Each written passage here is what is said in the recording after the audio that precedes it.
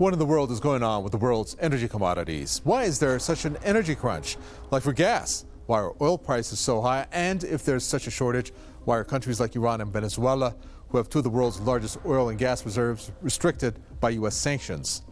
Hi, I'm Kavital Wai. Those are some of the topics we'll be covering in this edition of the program. Coming up in today's program, the energy crunch from the west to the east, natural gas prices to have skyrocketed in Europe, especially the UK, pressuring manufacturers in the US, Europe, and yes, even China. Then let's look at the green energy transformation.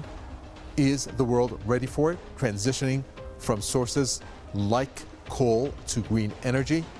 Is failing with coal actually making a comeback? The supply is falling short.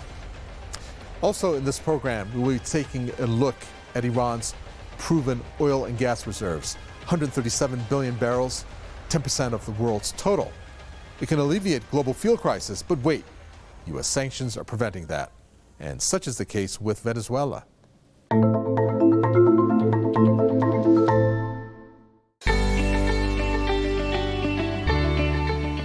It's a worldwide energy crunch, and countries around the world are feeling the squeeze, like in the U.S. It is actually. It's a really big problem because, gas prices like about $4 now.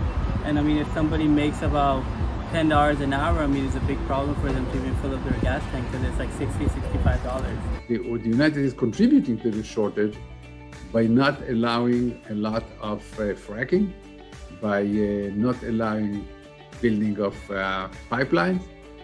So it restricts the supply. If you restrict the supply, prices will be going up. So the United States does its part. It's not the overall most important part. Even China is feeling the shortage. Affected by various factors, many regions in China have seen tight supply of electricity since September. The situation is grim for the UK, which has been plagued by gas shortages and Brexit woes. Fears of inflation have gripped the US, causing investors in Europe to be cautious, especially since the energy crisis is driving up the price of oil. Ich könnte mir vorstellen, dass der Staat sagt, die hohen Strom- und Gaspreise, Ölpreise, die decken wir zum Teil ab. Wir nehmen also die Spitze raus. Wer finanziert das am Ende? Natürlich die EZB, gemäß ihrem Motto, einer zahlt bestimmt. Worldwide, citizens are mad, since they are suffering from high prices and inflation as a result of energy shortages and supply chain disruptions. Vous touchez 600, il y a des personnes âgées qui touchent 600, 700 euros de retraite, des handicapés qui touchent 900 euros. Vous avez des mamans avec 2 enfants. Il faut travailler aussi pour gagner 200 euros par jour. Moi, personnellement, je loue cette voiture que je paye 100 euros. Alors, dans les 100 euros qui restent, je dois manger, je dois mettre du carburant. Donc, ça veut dire que je fais une journée de travail pour gagner 50 euros. This transformation to clean energy is also creating a crisis, since the volume of energy does not match the demand side, now that many economies are opening up after COVID. Et je pense qu'il faut le faire en étant sûr que chaque année, on va produire moins de CO2, puisque c'est ça qu'il faut regarder. Or, malheureusement, la transition énergétique rêvée va se transformer en 2021 en un cauchemar climatique et en un cauchemar pour les résidentiels, les industriels en Europe. With energy prices of the US skyrocketing, shortage of energy in Europe, and China experiencing a shortage as well, the world economic recovery remains in doubt. Unless countries like Iran and Venezuela enter the market and provide the much-needed oil and gas. But U.S. sanctions are preventing that from happening. Once again, U.S. sanctions are affecting citizens of countries worldwide, including its own citizens. It's crazy because for me, it takes to fill up my car like $60 every week. Before, it used to be $40.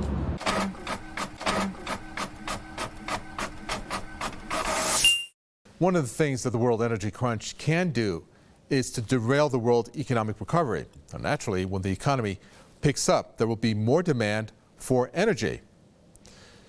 World oil prices can rise, which it has. It can boost oil demand by 500,000 barrels per day, and it could stoke inflation, which, again, it has in commodities like food. A warning Thursday from the International Energy Agency.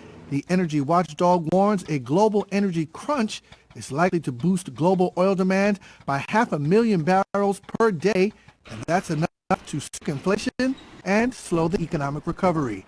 Well, the IMF has cut its global growth forecast, with one of the reasons being the world energy shortage. The global recovery continues, but the momentum has weakened, hobbled by the pandemic. Overall, risks to economic prospects have increased, and policy trade-offs have become more complex. Now, compared to our July forecast, the global growth projection for this year has been revised down marginally to 5.9% and is unchanged for 2022 at 4.9%. Well, joining us for this edition of the Q&A is Joe Quinn. He's the lead editor and researcher at SOT.net. He has written articles like his most recent one, Newsreel, Zero Carbon, Zero COVID, the reckless and extremist ideologies at the heart of the governments. All right, Joe, welcome. The world is facing an energy crunch as the supply of natural gas and coal and other energy sources have failed to adequately satisfy demand. Natural gas prices have risen multifold, as you're aware, while several factories in China even have shut down due to power disruptions. What exactly is going on here? Well, the first thing that's that's mentioned quite often is the pandemic, and what governments have done over the past 18 months. Governments around the world have done over the past 18 months in response to the pandemic, which was to shut down large sections of society, and as a result, reduce demand for many products, and they were essentially interfered with the global supply chain of many different products, including energy.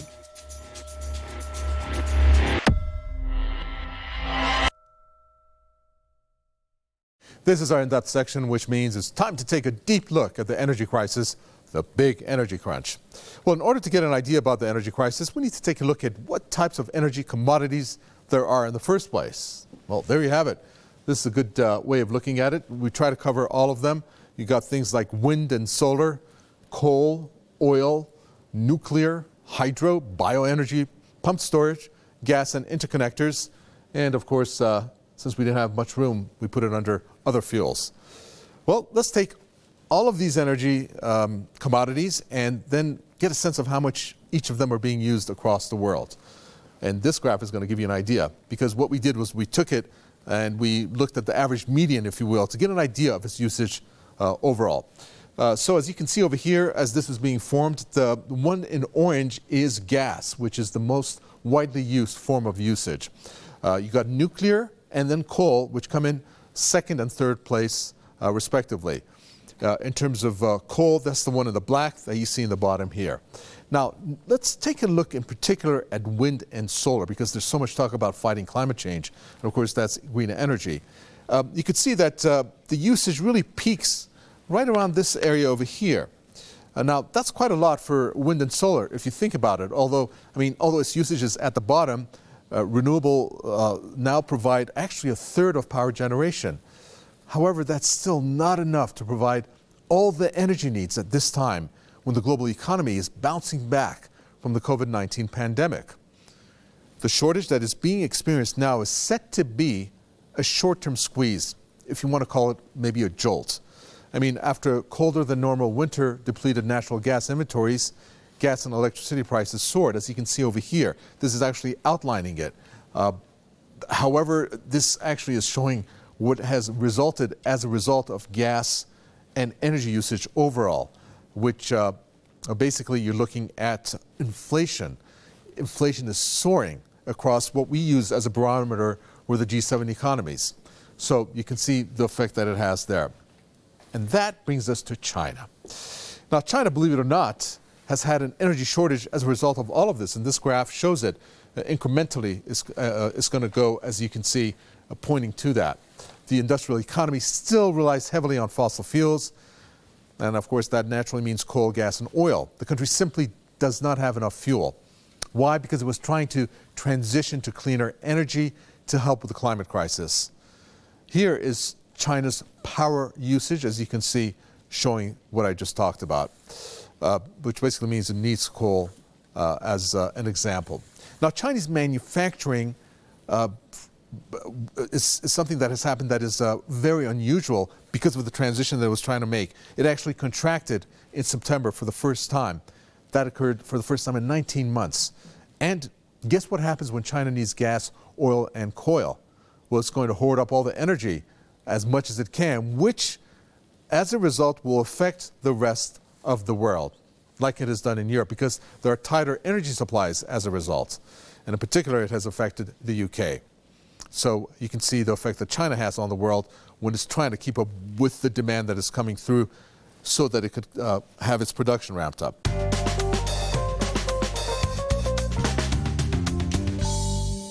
This is our new section where we will look at social media posts, web entries, viewer comments, and the like, and discuss this with our guests. We hope to have your input so we can feature your comments in our future episodes. Okay, let's get started. When it comes to the world energy shortages, there is a lot at stake for every country. Let's face it, fuel, energy, it all starts from there when it comes to production and everything else, really. But are there politics at play here? Well, let's look at China. In line with transitioning to green energy and fulfilling green commitments, China announced in September 21 that it will stop building coal-burning power plants abroad. That marked a major shift for a country that is heavily reliant on coal. This entry reveals just that. China pledges to stop building coal-burning power plants abroad in a major shift for one of the biggest backers of coal-fired plants globally. Still, China remains heavily reliant on new coal plants at home and is the world's top emitter of greenhouse gas emissions. Well, that was on September 21. Then came October 13. In less than a month, a 360-degree turn. China announces a power problem and said that there is a national rush, that is, to mine and to burn more coal, as the country's electricity shortage threatens to damage its image as a reliable manufacturing base. Okay, so there you have it. Well, let's find out from our guest and see what he thinks. We turn to Joe Quinn. Joe, it seems like China and many like it cannot move away from coal. In terms of China, China, there's talk in China of moving again away from. I mean, China produces about 50% of its energy supply from coal, and of course the greening of the economy, etc. In the face of climate change requires countries to move away from burning fossil fuels like coal, but there's simply no way that China is going to move away from, to any great extent, move away from the burning of coal and oil and gas. Okay, well, Joe doesn't think that. Well, when we take a look at the reaction from a viewer out there, Fred Jacobs is the one that we picked, a 57-year-old software marketer who lives in Seattle, Washington in the U.S., who wrote, ordered 2 high-performance solid-state drives in late summer from China, only to be offered a refund a week ago because of a lack of electricity, which would cause factory delays. Now, doesn't this sound exactly like what the U.S. is actually wishing for? Anything to hurt China's economy? It looks like this was a Christmas gift that came early for the White House. Well, Fred further added, I was flabbergasted because I have heard about shipping issues with China, but not power issues or infrastructure issues with Chinese suppliers. Now the risk is much higher and I will buy from U.S. vendors, even if I have to pay more. Okay, let's turn to oil now. Prices of oil have skyrocketed. This tweet states that the global energy crisis sends crude oil prices to the highest levels since late 2018. Which is around $85 a barrel based on this entry. This shows how the green push is being defeated. Now, there's a viewer by the name of Pisk who has stated in his tweet, as more renewable energy enters the markets and it closes nuclear power, more gas and fuel needs to be burned as the power generated from renewable is marginal. But there are many comments that go actually beyond mainstream news, like this one that came from DMAC. And he wrote, we're assuming that it's a he, that this so-called shortage was planned to manipulate our economy and increase the rate of inflation, that it's a continuation of the last time that Obama and Joe were in office. Just remember the prices the last time around and look at the current gas and power price to have increased. Okay, let's find out what Paolo thinks. Paolo Raffona, what can you say about the global shortage? Any government interference, or should I say manipulation that's going on here? In terms of well, the energy crunch is something that could have been foreseen before the COVID, and of course the COVID has increased the possibility that this would have happened, and it did in fact. That the entire system of the globalized supply of energy and goods, in fact, is very fragile. It's very fragile because it is extremely influenced by geopolitical confrontations and instability. Okay, global agreements. Let's see if that's going to turn out to be the case. So geopolitical factors obviously impact the global energy crunch. By the way, the viewer comment that we mentioned before Paolo Raffona was speaking of, started speaking, which was about gas prices during the time Obama was president and his VP was Biden, to have hit peak prices. Do you think that was true? Well, let's do a flashback and a background check here. And here you have it. This is a snapshot to refresh your memory. The text added to the bottom of the photo reads, just a reminder of what things looked like the last time that Biden was in the White House. Okay, we would like it if you got engaged with us. You can write to us and tell us what you think about anything, especially about the program or topics that you want us to cover. Our links and addresses are here. We would love to hear from you. Now it's time to pass the torch to Mahdi so he can tell you more about the world energy crunch and a realistic solution to the matter, as you're about to find out. Thank you, Kove. The energy crunch has taken the world by surprise, and it seems no country or continent will be immune to it. Take the oil prices. They've touched their highest in almost 7 years. As of the recording of this program, WTI crude oil was selling for a little over $82 per barrel. Natural gas prices were at record high as China was facing shortages coming on the back of global demand. Gas prices in the EU, which imports 90% of its gas, have skyrocketed almost 600% this year. Not that other commodities haven't. One main reason is that inventories at European storage facilities are at historically low levels for this time of year. The EU has blamed Russia for using gas as a political tool, something drawing anger from the Russian President Vladimir Putin. Из всего объема, выпадающих объемов поставок СПГ на европейский рынок, а выпадающий объем свыше 14 миллиардов кубических метров газа, ну, в пересчете на газ, СПГ я имею в виду, половина примерно недопоставлена операторами США. Так кто использует вот эти энергетические инструменты в каких-то своих целях? Мы или кто-то другой? Мы увеличиваем, а партнеры из других стран, в том числе и США, уменьшают поставки в Европу. With consumers facing a huge jump in winter fuel bills, energy prices have topped the European Union's political agenda. The EU has presented what it has called a toolbox, short and medium-term measures to help people and businesses get through the winter. These measures include emergency income support to households, state aid for companies, and targeted tax reductions. In one respect, there has been a push to prevent climate change, and this means stopping the use of coal or even nuclear power plants. It is a serious issue. I think we have to be very clear that the gas prices are skyrocketing, and but the renewables, the prices have decreased over the last years and are stable. Wir haben ein Dilemma. Auf der einen Seite Klimaschutz, alles abschalten, Kohlekraftwerke, Atomkraftwerke. Auf der anderen Seite mehr Strom, der benötigt wird für Digitalisierung. Und gerade Strom, die Stromkosten auch, das sind die Arbeitskosten der Zukunft. Denn ohne Strom keine Digitalisierung. The situation for the UK is grim. If there are rising energy bills this winter, many more Brits can die of the cold, in what is known as fuel poverty. Just last year, it was reported that on average, there are 32,000 more deaths between December and March than the rest of the year. An average of 9,700 deaths each year are believed to be caused by living in a cold house. Every winter, millions of people struggle to heat their homes, and the rising cost of energy just increases the misery. China, meanwhile, has also been hit by the low energy supplies as it tries to ensure there is enough energy supply across the country this winter and next spring.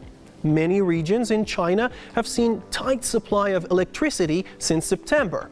By some accounts, China is in a state of emergency when it comes to oil and gas. So much so that China has ordered state-owned energy companies to do whatever it takes to secure fuel supplies. But China has not sat idle. For example, a chemical company in northwest China's Shaanxi province has pledged to develop the country's energy industry through a green and low-carbon path. 煤化工呢，现在大家普遍认为是属于两高项目，高耗能、高排放。这个转型呢，就是从这两个方面着手。 Energy shortages, astronomical gas prices, bottlenecks in supply chains. Is there a solution on the horizon? Not just a quick fix, which can address the problem? Sure there is. Iran oil minister has said that sanctions removal will help solve global energy crisis. He said the unprecedented surge in gas prices in Europe was driven by a fall in gas storage levels. All this is happening while Iran has been deprived of exporting its oil for many years. Europeans and Americans are now struggling with such an issue while their governments have long imposed illegal and cruel sanctions against our crude oil exports. Venezuela is another country sanctioned by the US that can fill the worldwide energy shortage. Venezuela has the largest proven oil reserves, and it ranks 8th in the world when it comes to natural gas reserves. So, it looks like the stage is set for an all-out scramble among Asia, Europe, the Middle East, and South America for shipments of LNG from exporters. And this is where countries like Iran and Venezuela can be a good fit for providing the much-needed oil and gas. So, what do you think? Shouldn't the EU and US lift their illegal sanctions? Iran can help their energy needs and the world for that matter. Because this problem is not going away anytime soon. Please write to us and let us know what you think. These are our links and addresses. It's goodbye until next week.